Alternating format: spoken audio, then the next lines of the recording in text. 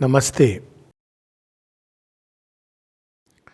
So we are with the life divine, or shall we say, the journey to the life divine. And the journey begins, as we read yesterday, is begins with human aspiration. It is obvious that if there is no aspiration, there is no question of arriving at whatever we are destined to arrive at. Now, this is interesting that this journey or this aspiration has taken different forms over the different ages. And even in the ages when there has been a complete denial of God, still there is this aspiration for a perfect, beautiful human life. Essentially, if we look at it closely, examine it closely, it still is the aspiration for the life divine, but the terms divine is not used. But there is this aspiration for a perfect life upon earth. And naturally, the methods human beings try are limited to the instrument, limited to the truth that we are exploring, the means through which we are exploring. But this aspiration is there. Human beings are marked. We can say that true humanity begins with this aspiration.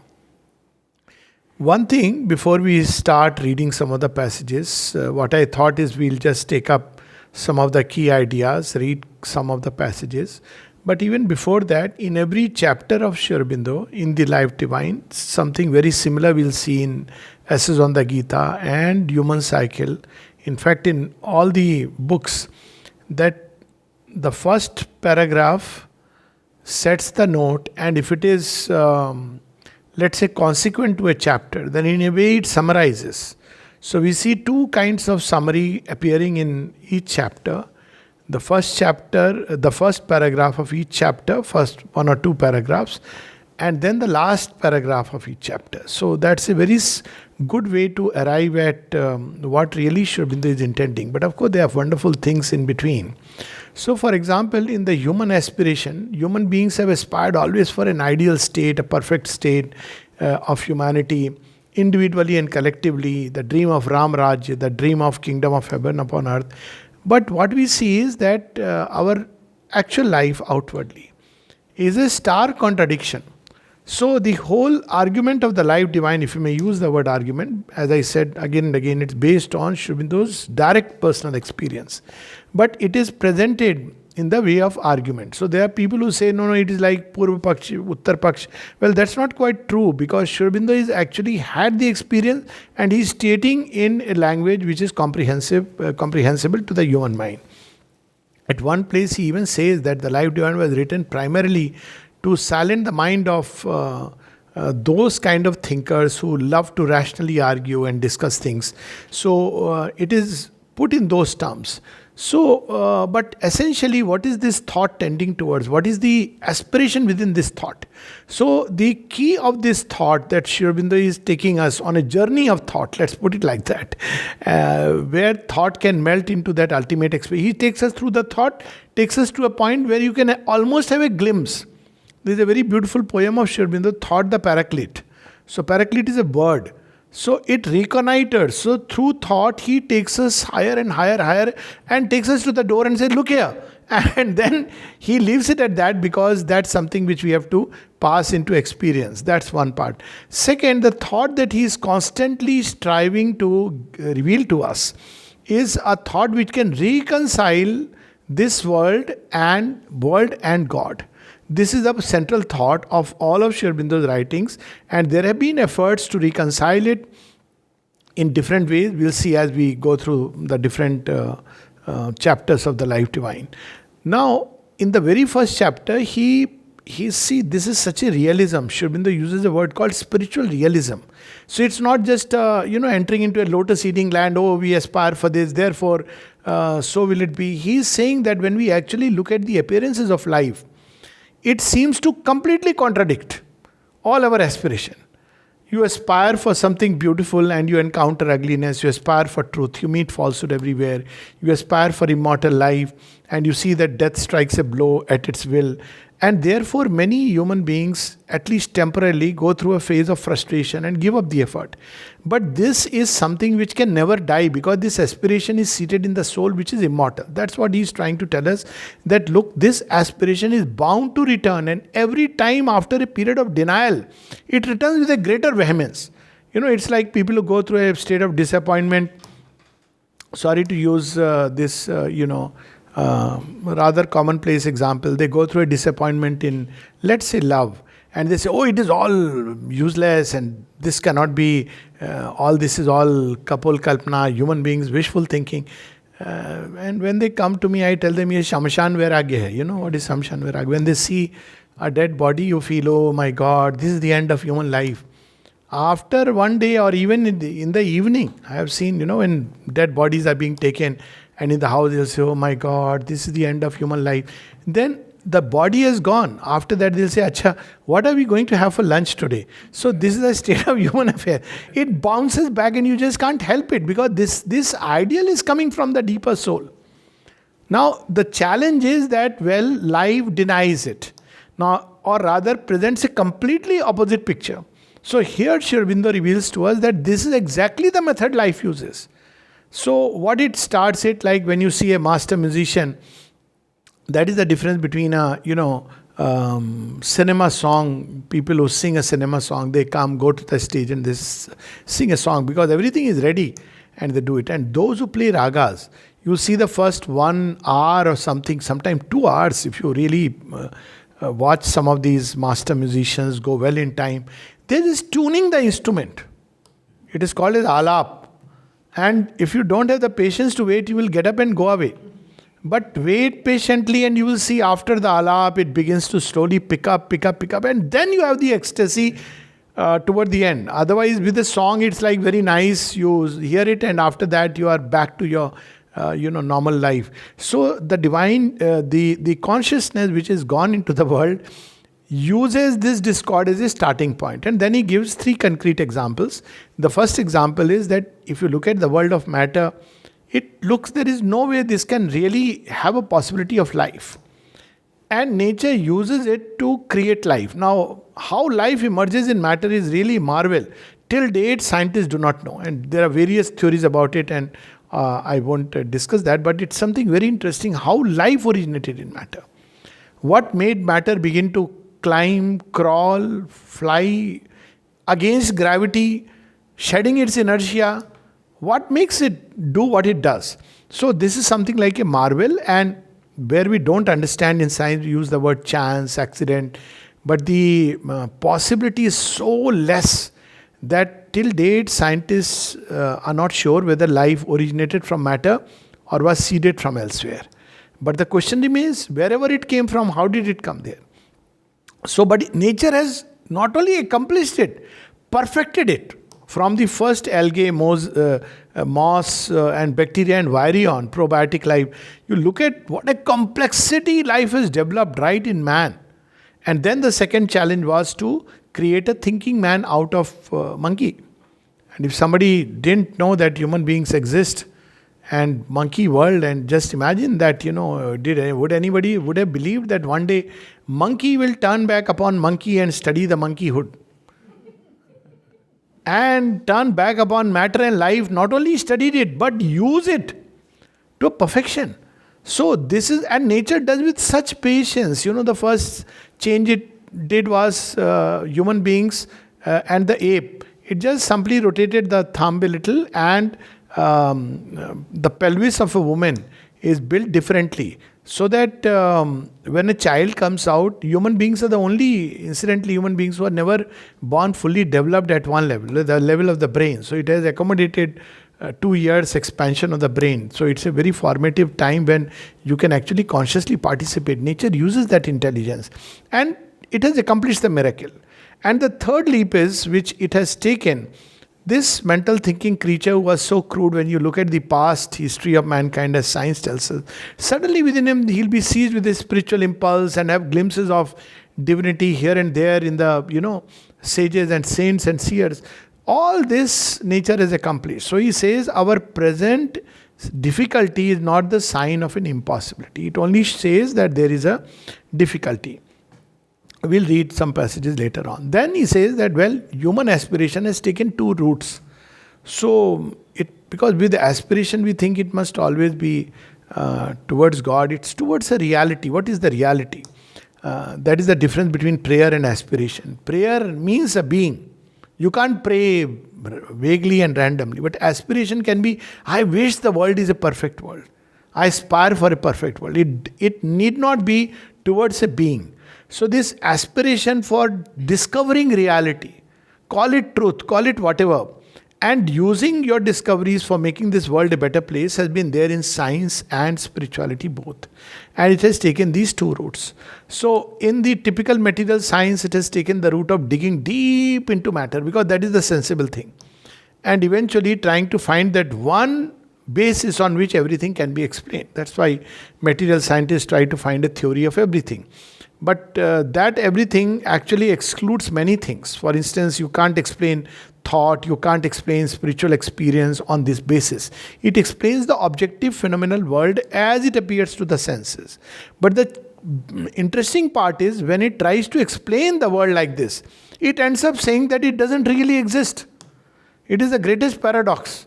That look here, you are experiencing something. Recently I read something very interesting from a Nobel laureate physicist. He says, all my life I have spent studying something that doesn't exist. And the Upanishad says the same thing. He says, I am just wondering what I was studying at the end to discover. Because matter is like a reality which at the end, it collapses into nothingness. So when we look at, we enter into the heart of matter. So to enter into it, one has to deny all other, because this is the need of any kind of specialized approach. So this pull towards matter and discovering its extreme has been at the expense of denying the spiritual reality. So you will see the material scientist, if you go and tell him, there is love. So he'll say there is probably a hormonal imbalance. He wants to explain everything on the basis of matter. This is called as material monism. And at times this is so dangerous. Nowadays we see people explaining things on the basis of, there is a material process to it. This is very dangerous. It's not something very happy. That, modern science has explained what our Shastra says. Excuse me, if we do that, then there is no joy, wonder or anything. Tomorrow it will say, bliss is nothing but a button inside the brain. Atman is in the pineal gland. This can be nothing more absurd, but this is exactly the trend that this kind of material science took to arrive at what Sri Aurobindo used the word as material monism. So there is one reality, that is matter, annam brahmeti. And on that basis you explain everything right up to the most spiritual thing. But actually you cannot explain, and that's what Sri Aurobindo reveals to us. It needs just a little bit of chase thought to understand that there are plenty of things you cannot explain, because the biggest challenge is you are trying to explain something on the basis of something else in which it is not present technically. For instance, genes. So how do you explain a thinking man or a complex living being on the basis of genes? Genes don't think. Or consciousness on the basis of nervous system. The nerves are not conscious in themselves. So this is called in modern science or biological sciences the evolutionary gap. You cannot explain what is being explained. You are presuming that because of the nervous system there is consciousness, but there is no real connection unless, as Sri Aurobindo will reveal to us later, not in this chapter, so we can keep the suspense for till that time, that consciousness is involved into creation. So that's a different story. He will reveal to us. He will fill all the gaps in our understanding. On the other hand, when people went into the spiritual domain, so they had to deny this entire existence. This material world began more and more to appear just as a phenomenal appearance, which is equally valid. If you start withdrawing from this world, there is a time when you feel that what is this kind of vanity, and you turn inward, then another kind of experiences begin to open its door, which are known as suprasensible. The materialist has nothing to do with it, just denies it. So there is the materialist denial. It says it doesn't exist. All these are hallucinations. But to the man taking that extreme course of asceticism, here it is like the sannyasi who completely rejects this material phenomenal world, because even without studying through the physics process, he understands that it's nothing but nothing. So he explored the other pole to look at the reality, and interestingly he also arrives ultimately at a state of nothingness in which he goes. Now, why he arrives, people are very happy that he arrives at the same state of nothingness as this one, but they have missed something. And that something is, what is between the two nothingnesses? See, there is this line in Savitri. What is between two nothingnesses is the universe. Why it has come into being if that is nothing on the other pole and this nothing at this pole? How come it has come into existence? So Sri Aurobindo explains that very beautifully, that we use the word nothing. Now that comes in the reality omnipresent. That we use the word nothing simply because that cannot be presented or defined by any terms in our vocabulary or any experience. So there is a word called non-being. So we have being and non-being. So there is a whole spiritual philosophy or argument, one line of even Upanishadic thought, where it regards the rishis discovered the being. What did they discover? The one being behind everything is Satchidanand. So they said, but where did Satchidanand come from? You see, people ask, where is God born from? So when they raised this bar, this seeking, they entered into what can be only described as non-being. You see, this state, Yagnavalk speaks about that and the Buddha speaks about that. Now, why do they use the word nothing? Our idea of nothing is that, well, nothing, there is no thing. But nothingness means there is no thing, no idea, no concept, no percept with which we can really define that or explain that. Even the idea of self begins to pale into insignificance. And those who want to read this so beautifully, this being and non-being, both, we will see it in Pursuit of the Unknowable. So there Sri Aurobindo describes this state of nothingness, which is still the presence of the one within it. So nothingness, now the Upanishads which lean towards nothingness, they will say that out of nothingness, no non-being, not nothingness, non-being, the being came into existence. Now we are playing with words because out of non-being, being came implies time, but there is no time there to start with. So basically the two are two ways of looking at one truth. See, I can become a witness to the entire creation, or I can become a participant in the entire creation. So being withdrawing itself into its own unknowable infinity becomes non-being. Non-being presenting itself to formulate itself in the universe becomes being. So Satchidanand and Parabrahman are not two irreconcilable truths, but they are two ways of looking at one reality. So formless and the form, it's like that. So there are two ways of looking at the same thing, and Sri Aurobindo uses the word that out of Parabrahman, he shadowed forth. So why he brings out the being? Because he wants this creation.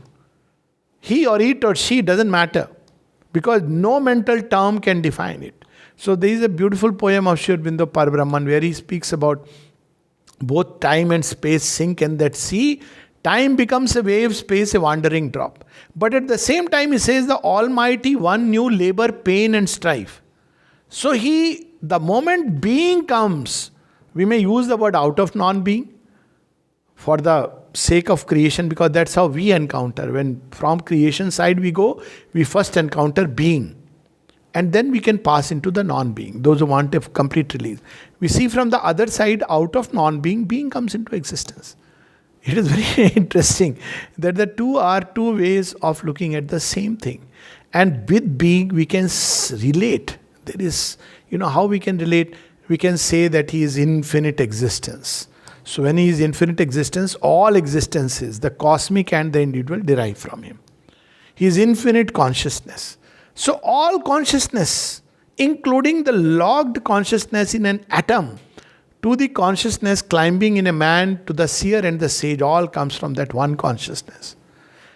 We also use the word infinite force, because Chit includes Chit Tapas, Chit Shakti, Shiva. So infinite force, all force comes from that force. From the force laboring in again the atom and below, to the force which is engaged in the spinning of galaxies, to the force that awakens in the as the kundalini from the base of spine and reaches its source, all comes from that one force. And we use the word infinite Ananda. So this Ananda, again, in everything we have something of this Ananda, including that's why when we look at material objects, people say, why, who says there is Ananda in it? Look at the material object. When you are sick and tired of human beings, just go and sit before a, not even living, just look at a mountain. If nothing else, just watch on my 2 penny worth of free advice, look into the computer, just look at a galaxy. Or look at mountains. See that within minutes everything vanishes. Why? Because there is Ananda in it. It is not in the computer, it's in that image. If one can go, actually, people go sit near the sea. And it's so beautiful. Why does it really? Because there is Ananda. So there is Ananda, stream of Ananda.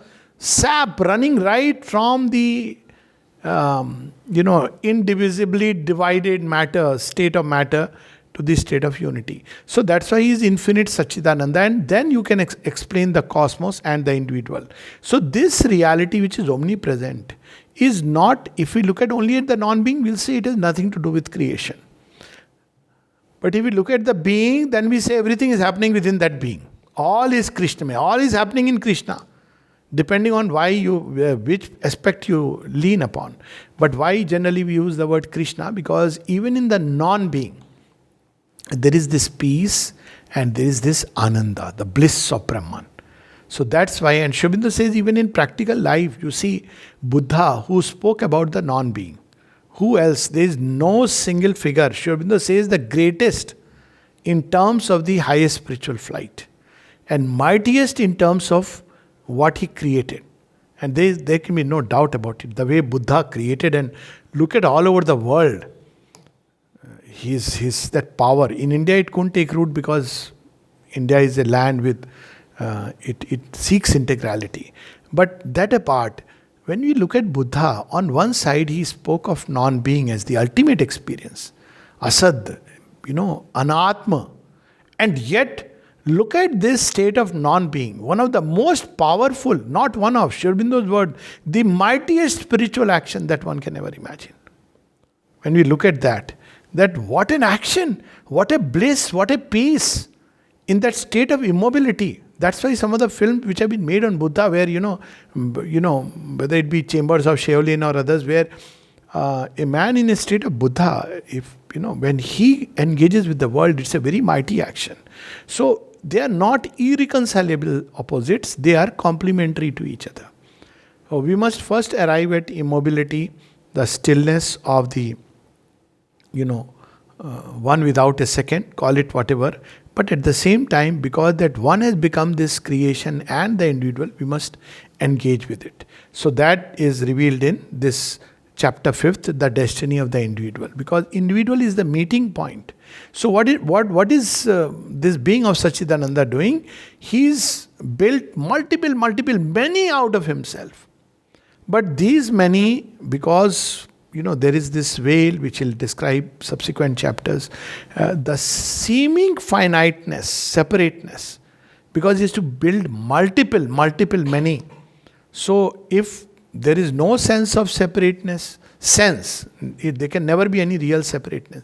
If you look at from the being of Satchidananda, all is within himself. That's why when Shri Krishna says, look, all these warriors are coming into me, are coming out of me. But when you look at from the other side, there is a sense of separateness. A finger may not know that I belong to the owner, but the owner knows that this is my finger. So it is something like that. And of course that we have spoken of even in the Gita very in great detail. So this seeming self-loss and then the recovery process, man becomes that term in which the many or each of these many can realize the one, the unity. But the question comes that does he realize the unity and does away with the manyhood or with the multiplicity of creation? So we have these two answers again. One is the traditional understanding of Vedanta, that yes, then the purpose of many is over. But of course, that makes an absurdity of the whole process. So, I mean, except unless we say we become many, many, many Sachidanandas, miniatures, and we are living with him in that highest worlds. That's one way to look at it. But Sri Aurobindo says that no, in fact, he becomes a nodus for helping many others by mere presence to realize this state of unity. Therefore, within the multiplicity, the unity is realized, and we don't have to abandon the multiplicity, we don't have to abandon birth by discovering the state of non-birth before birth ever takes place. So this what is primarily and forcefully put in the Isha Upanishad, and Sri Aurobindo several places will give us references to that. So we see that if one wants to understand what is the basis of the life divine, not everything, but the basis, it is the Isha Upanishad. Sri Aurobindo himself has said that that's where we'll see the basis of the life divine. So either we talk about the multiplicity in which we live, state of ignorance and ego, and therefore we don't know the one, we don't know unity. Or we realize unity and we forget the multiplicity. But then he gives the example. There is one school of Indian thought which does try to come near.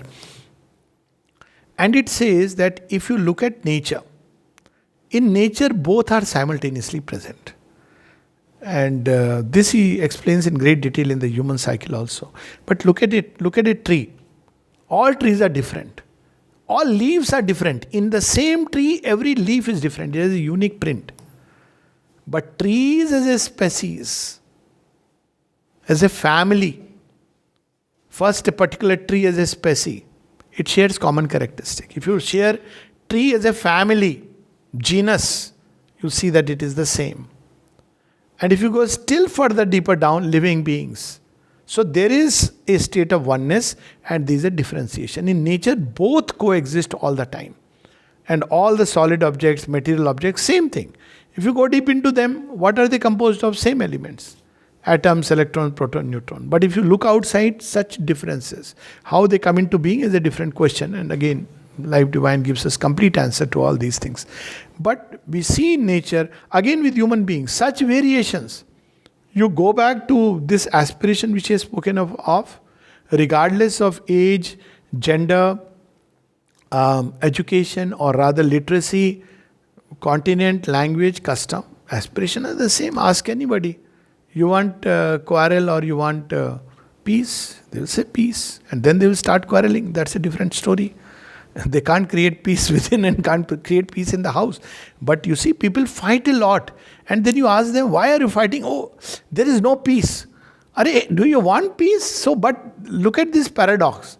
But always you will see deep within the same aspiration, which has been there in all mankind. Language, you go back to the same root sounds. And then you will see there is a development of little letters and then words and then meanings. By the time meanings come and over a period of time, everything becomes different. But if you go back, you'll discover it's common root language. So in nature, we see this oneness and multiplicity coexist. And so the destiny of the individual is to become that meeting point between the one and the many. That is his destiny. And to therefore facilitate the revelation of the one in terms of the many in this cosmos. And then, of course, Sri Aurobindo in chapter 6 describes man in the universe. What is he really? What is this universe? So this universe can be considered as a many layered mansion of the Lord. Who owns it? The one. He can move up and down freely. And this one is there in all the layers. This also, of course, the ancient knowledge is there that every bhuvan, the one is present. Agni riyathaiko bhuvanam pravishto rupam rupam pratirupa babhuva eko vashi sarva bhutantaratma rupam rupam pratirupa babhuva. So there is within and outside. It assumes in that form. So in every mansion it is the one divine. Dash Mahavidya. Same thing, same truth. So in every mansion. So this, why this universe is created? It is created to facilitate the emergence of this state of unity and diversity together in an individual. It's nothing but a playfield. Sri Aurobindo used a very beautiful expression in Savitri. He made this vast universe a gymnasium of his works of might. So it's a gymnasium, It's so nice to look at it like that. So as we go through the gymnasium, we grow in consciousness. And then after some time, we want to see what is this gymnasium? What is beyond it, behind it? And through this, the universe itself leads us step by step, matter to life to mind, layers of mind, till ultimately we discover that state of unity and multiplicity together. This is the basic thought. I have just stressed it to first 6 chapters. I'll just read some of the passages. The first paragraph we had already read. The second one, very beautiful. In the same book 1, that is chapter 1, the human aspiration. The animal is a living laboratory in which nature has, it is said, worked out man. Man himself may well be a thinking and living laboratory, in whom and with whose conscious cooperation she wills to work out the Superman, the God. So this is so logical. Actually, if you really look at creation and understand evolution, at least to me as a 13-year-old, this was so logical that evolution cannot stop at man. How can dust become man and stop? Suddenly, God's work is finished. It's not finished. It's so obvious it is not finished. So where will it become? It will become what it is at the beginning. If you see an artist who is a master artist and he is making something, and he's halfway through, the painting may look very weird or strange. But if you know the artist, he's a master artist, you say, wait, he is going to create something so wonderful. He who in a jest created the galaxies, the plant, the stars, is he going to stop with such a two-legged? I mean, most weirdest creature, man who doesn't know himself, who doesn't know his own, why he is there, who is all the time struggling, half animal, half God. Sri Aurobindo describes man as, in Savitri, as a cross between the demigod and the beast. So this much is God and the rest is beast-like. When a man comes to eat, then he wants to devour. When it comes to emotion, but somehow only God here. All the rest, or human here. All the rest is beastly. And some are even here. If this is also not human, then of course, asanna mrityu is an animal state. King Bhartari says. So, this is, but what has happened in man, there is a conscious aspiration. So the difference is, the mode of evolution has changed. Up till human beings, it's unconscious. Nature doesn't consult an animal that, look here, I am going to turn, ape, you into a human being. Ape will continue doing its banana activity. And one day its curiosity will lead it to rub a stone. And suddenly the ape man will discover fire and his world will change forever. So this is the way up till now. But with man discovers not only the outer fire but the inner fire. So a conscious evolution starts. So this is what he is revealing to us. And then he says something very beautiful. The will to escape from a cosmic necessity, because it is arduous, difficult to justify by immediate tangible results, slow in regulating its operations, must turn out eventually to have been no acceptance of the truth of nature, but a revolt against the secret, mightier will of the Great Mother. So it says that if you try to do it, that, this is too much. Superman, supramental being. There are some people in, turn to Mother and Shiva, they dream of such things. You want to escape it? It is the will of nature. It will push you and push you and push you. Till finally you will say, okay, let's take this road. Or else collapse, because that's how nature operates. See, this is what is happening today. Crashing circumstances, pushing us. But we can consciously collaborate. So, then comes the materialist denial. I'll read. So, every passage is beautiful, but obviously we can't cover every passage. So, I have made some selections, but everybody can make their own selection. They're very beautiful. So, materialist denial. The affirmation of a divine life upon earth and an immortal sense in mortal existence can have no base unless we recognize not only eternal spirit as the inhabitant of this bodily mansion, the wearer of this mutable robe, but accept matter, of which it is made, as a fit and noble material, out of which he weaves constantly his garbs, builds recurrently the unending series of his mansions. Now imagine you meet a human being. and you say, hello, I am so and so. You say, no, you are not that. You say, what? This is your hand. Take off your dress, then let me see. You will take off your, don't take off, huh? But if you take off your dress, you will say, no, this also is a dress. Ultimately, you will end up with Atman meeting Atman. And then Atman will merge with Atman. Somebody sent me a marriage card once. Atmiya Bandhu. Atman so-and-so is marrying Atman so-and-so. Please grace the occasion. So I wrote back, my Atman will be present. With Atman gifts, you figure out. You see, so basically we have to accept this is the robe he has woven. Why has he woven this robe for himself? There is a reason and a meaning behind it. And this robe has to be made ultimately befitting the wearer. This is how, people who are Vaishnava Bhakta understand it, because they make the Vigraha nicely dressed. In my house there used to be this puja, Ram, Sita, and they'll wear nice dresses. If somebody says, ye murti ko, then they'll be very annoyed. What murti? Ram ji hai, unki dress ban rahi hai. Ram ji ko, why God needs to wear a dress? Why not? This universe is his dress. Why should he? If he comes to you without the dress, you will be too shocked. You will be just can't bear the sight. So he has woven. So this is the matter. Basically, he is ultimately will lead us to that point that matter is the condition of manifestation of the spirit. Now, where we will realize it, that also he will tell us. So, nor is this even enough to guard us against a recoil from life in the body, unless with the Upanishads perceiving behind their appearances the identity in a sense of these two extreme terms of existence, we are able to say in the very language of those ancient writings, matter also is Brahman. There are three Upanishads. Annam Brahmeti. This too is Brahman. The mistake that materialist makes is this only is Brahman. But this too is Brahman. So what happens is materialist discovering it, there is no problem. It's a good thing to discover.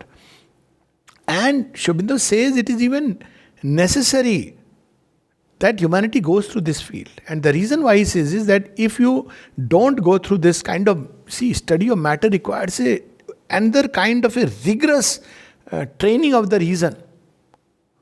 See all the statistical data and all. It's a very, very complicated process. It's not like it's easy for him to affirm that there is no other reality except matter. But to study matter demands a very exacting process. Even the study of the spirit demands an exacting process. But it's only when we have exercised and trained our intellect in this direction that we can safely enter into the supranormal experiences. Otherwise, you see how often we say, I have seen God and I am governed by God and I am guided by God. Until you fall on the road and you say, what kind of God is he who made me fall? So this is the problem when the intellect is not trained. So he reveals that there is a reason why this materialist denial was needed. But first, it is well that we should recognize the enormous, the indispensable utility of the very brief period. He's using the word very brief. If you see just 100, 200 years that way. Of rationalistic materialism through which humanity has been passing. Maybe 300, Voltaire, this started around that time. For that vast field of evidence and experience which now begins to reopen its gates to us. That vast field is the spiritual. Can only be safely entered when the intellect has been severely trained to a clear austerity. Seized on by unripe minds, it lends itself to the most perilous distortions and misleading imaginations, and actually in the past encrusted a real nucleus of truth with such an accretion of perverting superstitions and irrationalizing dogmas that all advance in true knowledge was rendered impossible. So intellect has to be trained through that process. I remember during medical college, somebody went and said, Kundalini Jagrat ho, there is somebody who awakens your Kundalini in 2 days' time. So my friend had also gone. I said, what happened? He said, I felt a very cooling sensation in my spine. I said, are you sure there was no AC or something, behind and you felt? He said, oh, I didn't notice because there was so much going on all around. I don't deny his experience. But I'm just saying, of course, normally it may take a sense of something like warmth because it's fire which is waking up. But there is a cooling fire also. But that apart, otherwise every kind of experience, supraphysical world, Sri Aurobindo uses the word intermediate zone in which death walks wearing the robe of deathless life. That yesterday only we were speaking about it. So it's important. Otherwise everything, wo Swami ji ne ye kar diya, ye Baba ji ne ye kar diya, and we start imagining all kinds of things and make a superstition out of, if you go there and you do this mannat, this will be fulfilled. We have to understand the process. Even miracles have a process. We call it miracle because we don't know the process. The day we discover the process, it will no more be a miracle. We will know how to actually do it. So this is where he says that humanity had to pass through for the faculties that transcend the senses by the very fact of their being enmeshed in matter. Mission to work in a physical body, put in harness to draw one car along with the emotional desires and nervous impulses, are exposed to a mixed functioning in which they are in danger of illuminating confusion rather than clarifying truth. Only Sri Aurobindo can write like that. So suddenly you come out of it, you may see what happens when people close their eyes. That's why many people can't meditate.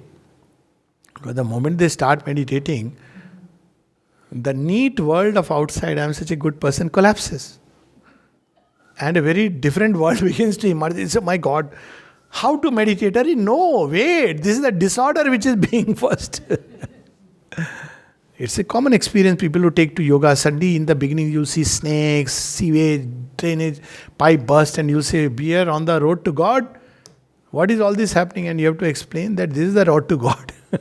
None can reach heaven who has not passed through hell. So, unless we have gone through this period of chastening of the intellect, and worst is when people even mistook overmind gods for this. Why overmind? Vital beings can appear as gods. They can appear as luminous beings. All kinds of guidance. So this was important. It is necessary, therefore, that advancing knowledge should base herself on a clear, pure and disciplined intellect. This is what scientific training and education is meant to do. The normal studies. Not like everything that comes in what say, oh, this was a miracle there. Hold on. Just try to understand how things happen. And he goes on to say that when we keep to the heights we can always reach, when we keep our feet firmly on the physical earth is his footing, says the Upanishad, whenever it images the self that manifests in the universe. And it is certainly the fact that the wider we extend and the surer we make our knowledge of the physical world, the wider and surer becomes our foundation for the higher knowledge, even for the highest, even for Brahma Vidya. So that's what yesterday we were speaking of, Padabhyam Prithvi.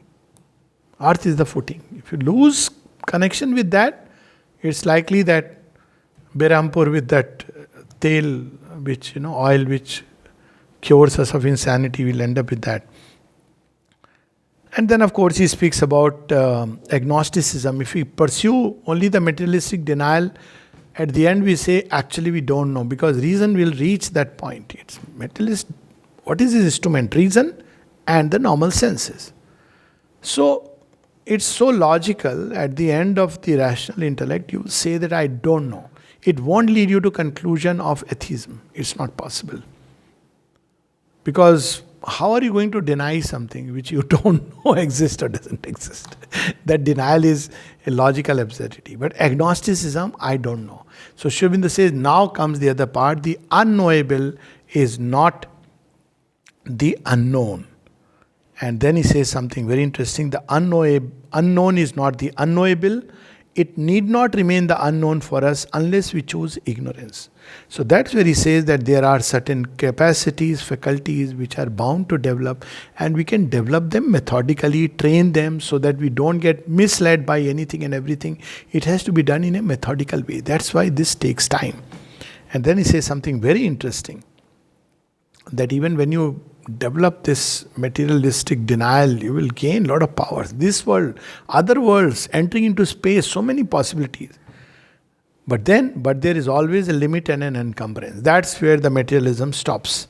The limit of the material field in the knowledge, the encumbrance of the material machinery in the power. But here also the latest trend is highly significant of a freer future, because science has entered the doors of the occult. As the outposts of scientific knowledge come more and more to be set on the borders that divide the material from the immaterial, Mother said science has willy-nilly entered the occult, the immaterial. So also the highest achievements of practical science are those which tend to simplify and reduce to the vanishing point the machinery by which the greatest effects are produced. Be ready for many more inventions to come. Wireless telegraphy is nature's exterior sign and pretext for a new orientation. The sensible physical means for the transmission of the physical force is removed. It is only preserved at the points of impulsion and reception. Eventually, even these must disappear. For when the laws and force of the supraphysical are studied, with the right starting point, the means will infallibly be found for mind directly to seize on the physical energy and speed it accurately upon its errand. Now it makes sense about the Pushpak Viman. And what Bhardwaj Rishi writes in Viman Shastra, that there are Vimanas which are Yantra Chalit, then there are Mantra Chalit, Tantra Chalit, and for each there is a different kind of pilot, different kind of view. Matter has to be such that responds to thought. You can't have dense matter. So we have to discover matter from these subtle states. We already speak about fourth state, fifth state, sixth state of matter. Science will discover a kind of matter which responds to thought.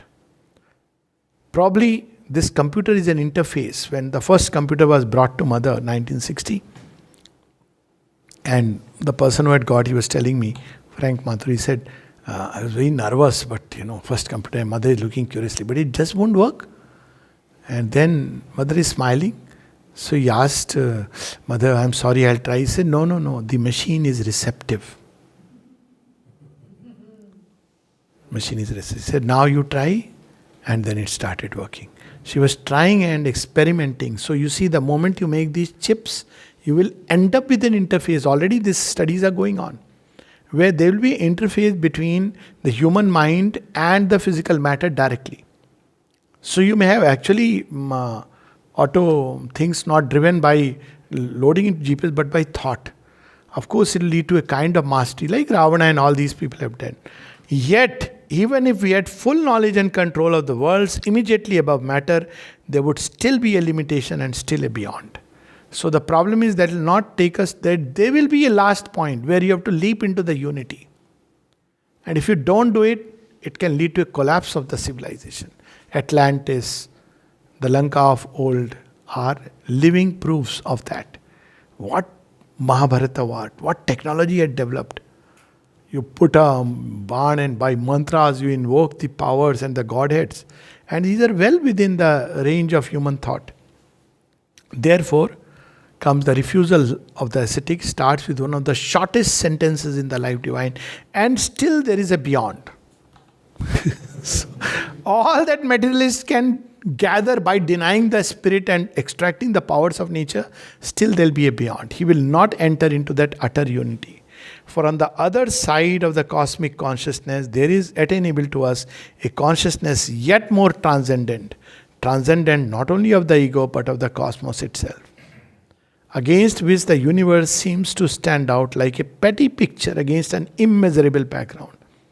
So then we discover what is that other route by which we can reconcile matter and spirit is cosmic consciousness. What is meant by cosmic consciousness? Bypassing the instruments which matter has created and organized, you begin to experience things. Now, you see, it happens spontaneously in certain people. And it is going to happen. We'll enter into that state of subjectivism, where it will happen more and more. Telepathy is one example. On one side, there is wireless telegraphy, there is telepathy. Yesterday, we were talking about this example, that so many of us felt this some special day and poems were coming, we were feeling a kind of inward pull. So there was a cosmic phenomena taking place. It was Mohini Ekadashi, when Lord Vishnu had assumed the roop of Mohini. Now you see, this was happening somewhere we don't know. Champaklal ji, on certain Ekadashi, will get up suddenly and start dancing with the Ekadashi. He used to get into contact with this. Of course, the full moon day and its effect upon human beings is known. So there is an interconnection of the individual with the cosmos, which can be explored directly by extending the instruments of consciousness. So basically, what we have to understand is that the human body and the instruments it has evolved are only means. Who is the real user of this is consciousness. This consciousness can act without these instruments. The mother speaks that when she was 15 and once she was in the bed, she started using this opportunity to extend the consciousness beyond the walls. Is it possible? Is it possible? So these, once they begin to come up, then we will understand that for cosmos, this hardcore matter is only one formulation. There are several kinds of matter and it expresses itself through them. So there comes a last point where matter itself becomes so subtle that it becomes a means for manifesting the spirit. And let me give that one example. There are people who had in their inner states vision of the divine. I'm saying an aspect of the divine. Mothers, let's say. And it leaves an impact upon the body and the mind. Now, is it false? The person who has had it says, no, they were objective changes in my life. An assurance was given which remained throughout life. So, but if you saw it was a form, what was that material out of which the divine suddenly appeared in a certain form? It was surely not this matter. But it was a matter appropriate to that consciousness which was expressing itself. So when we enter into the cosmic consciousness, we become aware that matter is actually the condition of the spirit for manifesting itself. The formless uses matter to build forms. But then gross matter, dense matter is a different thing altogether. So this is where he speaks of, as we have seen how greatly materialism has served the ends of the divine, so we must acknowledge the still greater service rendered by asceticism to life. Because asceticism crosses through these passages. Starve yourself for, please don't do it. But if somebody starves himself for a few days, cuts himself off from the senses, there are experiments like that. People begin to actually experience otherworldly phenomena. This is not to be tried. These are experiments. They may go crazy. Normally people say these are hallucinations, but other senses begin to open up. Ascetics do it in a they just cut off all relation with the physical world and they begin to enter into the cosmic consciousness. So he says the sannyasi also did a service. We shall preserve the truths of material science and its real utilities in the final harmony, even if many or even if all of its existing forms have to be broken or left aside.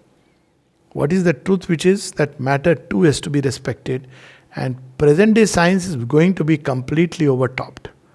But there will be a science of sort which will use matter to manifest. An even greater scruple of right preservation must guide us in our dealing with the legacy, however actually diminished or depreciated, of the Aryan past.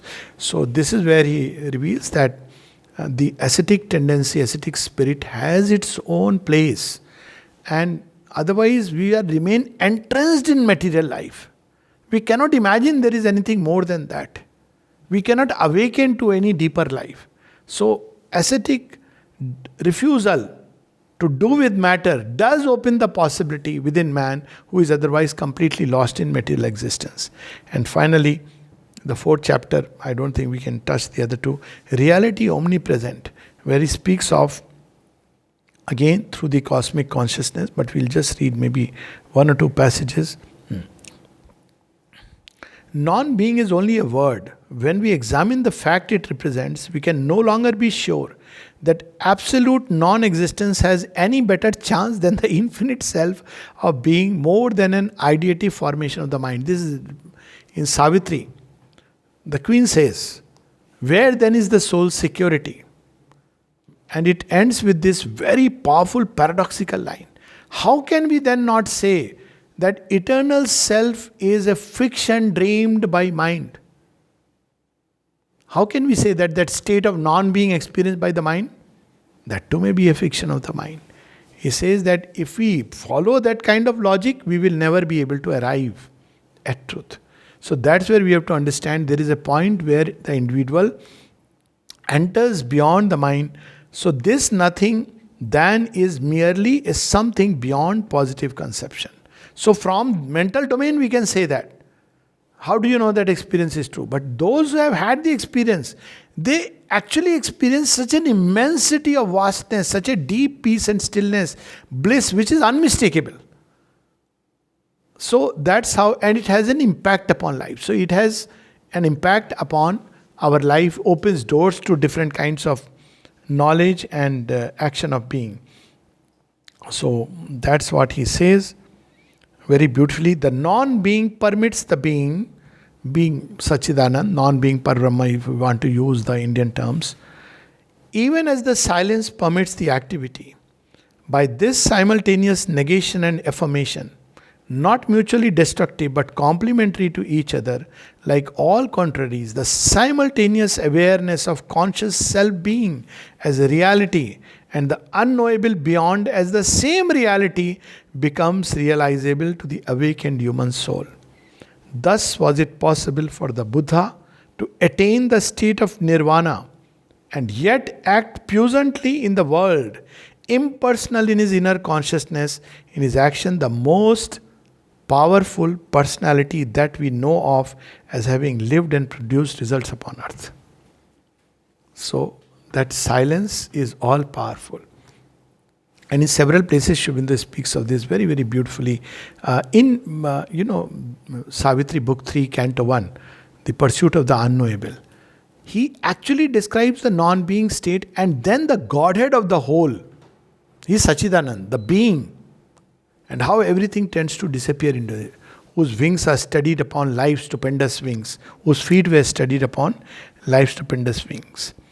So, we start then with the conception of an omnipresent reality, of which neither the non-being at one end nor the universe at the other are negations that annul. They are rather different states of the reality, upwards and reverse affirmations. And we can take a very human example. You are sitting in your office space or your home, and suddenly you feel indrawn and you feel cut off from the whole universe. Even people in thought can get, cut off from that state, and they are withdrawn inside and in state of inner, as if nothing exists at that point of time.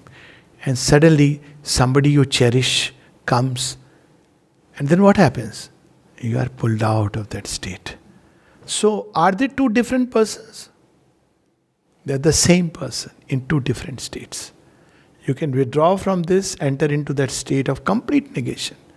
You can enter into this, and then that same consciousness is pervading. That is the story of the Buddha when he comes back, which has been misinterpreted, of course. So, his son comes to him and says, I want to be initiated. He's a 9-year-old. And the rule is that only with the parents' consent he can be initiated. So, he says that, his wife says, are you still his father? And Buddha smiles. See, Sri Aurobindo gives this example.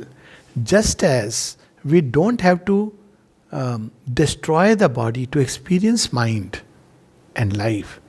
In fact, it becomes the basis. Just as we don't have to destroy the body to experience even the ranges of the spirit. So also we don't have to destroy this creation or come out of it to experience the highest reality. This reality is all pervading. It is at once a state of nothingness. It is at once the zero, which is a carrier of the all. It is at once ekamev dityam, the one without a second. It is at once that which nothing can define, describe. And this is where he leaves us beautifully. This creed, okay, I'll close with this.